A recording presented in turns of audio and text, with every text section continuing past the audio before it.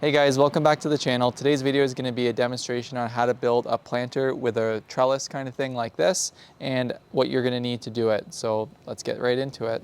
The materials needed to complete this project will be 2 4x4 by 8 foot.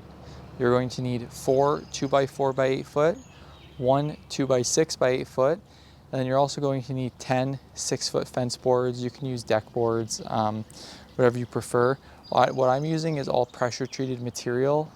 I'm not going to be growing vegetables or fruits or anything like that in it, but if you're going to be using this for, let's say, a vegetable garden, I would not use pressure treated. I would lean towards cedar or some other type of untreated wood. Just because the chemicals they use, you never know what can leach into the soil. The first pieces that I'm going to cut are the 4x4 posts. So I'll mark 2 foot on one end and then 6 foot on the other, because they are 8 foot material, but they end up getting cut a little bit longer than 8 feet. So when you purchase it, it's not 8 foot right on. So don't just measure from one end, cut 6 feet and think that you have 2 feet left over. You actually have to do 2 cuts. So that's the first thing we're going to be doing.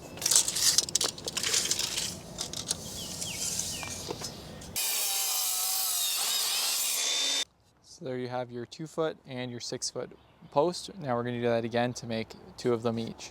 So now that we have our 4x4 corner posts cut, what we need to do is determine the length of the 2x4s that are going to go between the 4x4 posts, which will be the longer ones.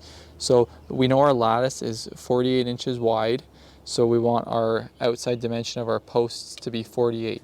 So what you could do is you could just simply subtract 7 inches from 48, which will give you 41.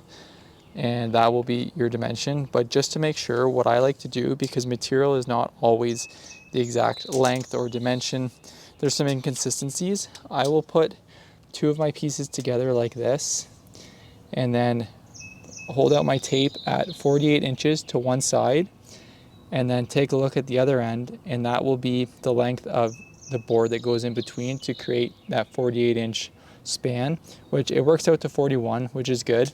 So we can go ahead and cut those. We're going to need 2 for the bottom in the front here, 3 for the bottom area in the back, and then 1 for up top. And then there will be another additional 2x4 cut at the very top, which will be 48 inches because it will span from outside of post to outside of post rather than inside, just to cover that cut at the top, and it makes it look a little bit nicer.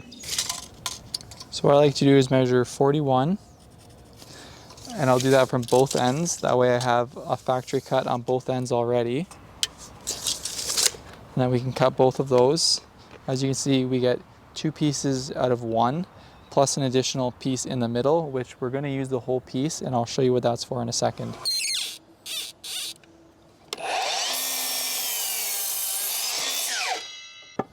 So there's 2 of your 2x4s, and then you have this one left over. So go ahead and measure it. It's 14 inches. So what I'm going to do is, for the side pieces, because it's 14 inches, I'm just going to use that, and that's going to be my measurement. That way I don't have to cut this a second time and there's no waste. So as of right now, with our 4 posts and all our 2x4s, we're going to have no waste, no scrap pieces. We're going to use all the material that we purchased, which is fantastic. So what we've done now is we've cut 3 of the 2x4s at 41 inches, which has given us 3 additional blocks at 14 inches. So now what we have to do is we have to cut 1 more block at 14 inches, because you're going to need 2 for each side. And then you also need to cut your top 2x4 at 48 inches. That's going to sit on top of the 4x4s. So that's what your 4th 2x4 is for. So what we're going to do is we're going to cut that now.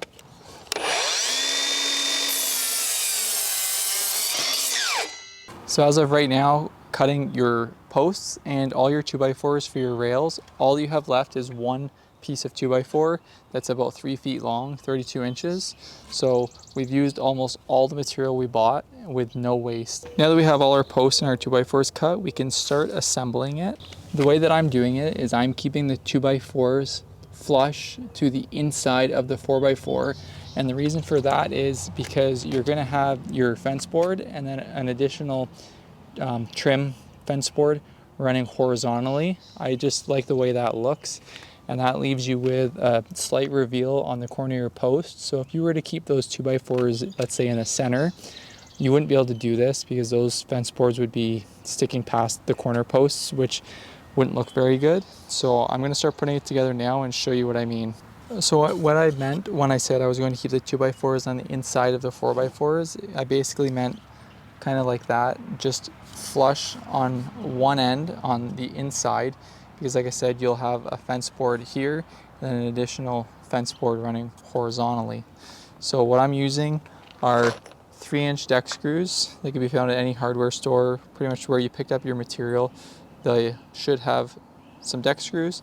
I like to use 3-inch for the kind of the framing stuff like this.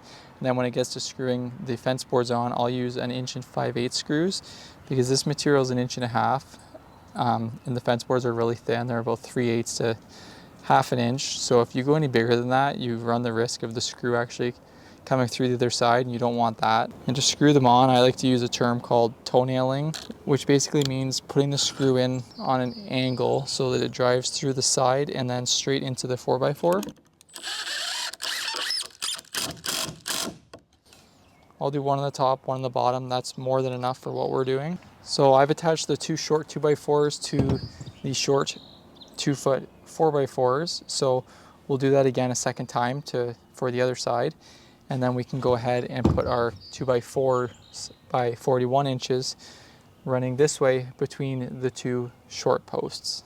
So there you go. That's the front done with the small 2x4s and short 4x4s like I was talking about.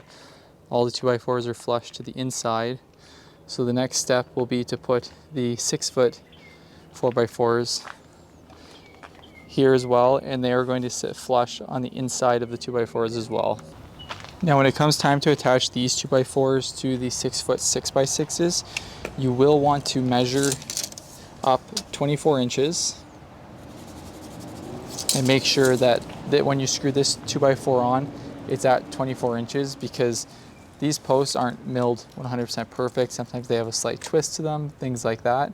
So this 2x4 could be sitting off a little bit, and you want everything nice and square with each other. So by making that mark, you ensure that this distance is the exact same as this distance once it's all screwed together, and you'll do that for both sides. Now when it comes to screwing these 2x4s on the back side, I'm not going to be keeping them flush in. What I'm going to do is I'm going to use a scrap piece of the fence board material, and I'm going to use it as a guide. So when I screw these 2x4s in, I'm going to keep them just set in the distance of one of my fence boards. That way along the back here, everything works out all nice and flush in case you want to push it up against a fence or something like that. But either way, that way you're not left with a gap there, and it maximizes how much space you have on the inside of your planter. So I'm going to just use it as a guide and make sure that it's nice and flush there. And I'll screw it in. And I'll do the same for the other side, and I'll do the same for the top one as well. And again, same thing we did on the front. You're going to want to measure up your 24 inches just to make sure that everything is still in line and square. So as you can see, it's really starting to take shape. You can see what it's supposed to look like. So the next step will be to cap the top of the planter here. So we will use one of our 2x4s that we cut to go in between here, and then we're going to be using the 2x6s to wrap around the top here. When it comes to these 2x6s, what I'm doing is I'm keeping the corner of it flush with the corner of the 4x4 post. So what you'll do to get your measurement is you'll take your tape measure, you'll butt it straight into the 4x4 at the back, and then you'll measure to the outside corner of this, and that will be the long point of your miter. And this is 17 3/8. There you go. As you can see, everything fits really nice. This front piece was cut at 48 inches because we know outside of post is 48 inches everywhere. So I've gone ahead and cut that already. Everything's mitered. Turned out really nice and tight. So I'm going to screw that down, and I'm going to screw the corners together using the 3-inch deck screws again. And then the next step is we will put our last 2 2x4s at the top as the spreaders, screw our lattice on, and then we can cut all our fence boards for the bottom and put those on, and then we're finished. So as you can see here, I've got the lattice on. The way I attached the lattice was with the 1 5/8" screws. Just space them every 3 or 4 kind of spaces. Space them out evenly the best you can. Doesn't have to be perfect. As long as it holds it on there, you're good. The fence boards are going to be cut to just under 24 inches. That way you get 3 pieces out of each board. Just to make things a little quicker, I like to cut multiple boards at once. That way you don't have to do it for every single board and you don't have to measure every single one. So I'll just measure 2 feet, 4 feet, and then just cut right on the line, and that'll give me my measurement.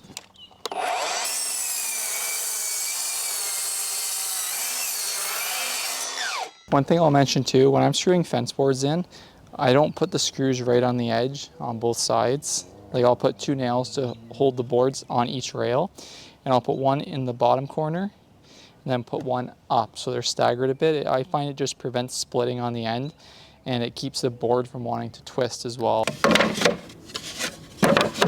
So I've got all the full boards on all the way around, so now I just need to mark the pieces that need ripped. I just hold the piece in place where it's supposed to go and mark how it'll fit.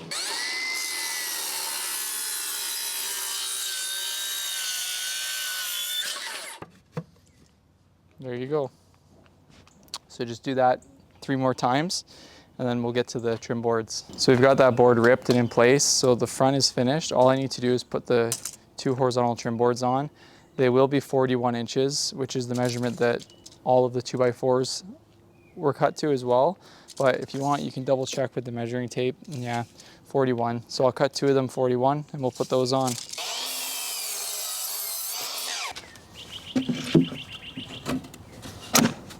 Just like that. And there you have it. By the end of this video, you should have been able to build one of these. I built 2, but for the demonstration of this video, I showed you everything you need and what you need to do to build one. And that's to work with the material that I mentioned. Again, if you wanted to make one a little bit bigger to fit a certain space, it's totally customizable. These would be great to put in the landscape somewhere along a chain link fence to get a little more privacy, or you could even put it on your deck. One thing I would recommend you do is minimum you want to wrap the inside with landscape fabric, because you don't want the dirt and water washing through the seams. And if you're going to have it on your deck, you're probably going to want to put a bottom on it. Right now it's just open.